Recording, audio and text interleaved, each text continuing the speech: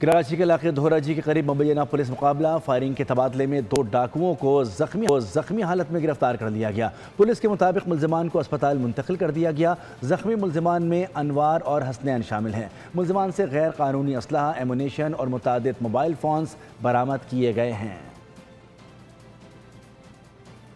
کراچی کے علاقے دھورا جی کے قریب مبینہ پولیس مقابلہ فائرنگ کے تبادلے میں 2 ڈاکوؤں کو زخمی حالت میں گرفتار کر لیا گیا۔ پولیس کے مطابق ملزمان کو اسپتال منتقل کر دیا گیا۔ زخمی ملزمان میں انوار اور حسنین شامل ہیں۔ ملزمان سے غیر قانونی اسلحہ، ایمونیشن اور متعدد موبائل فونز برآمد کیے گئے ہیں۔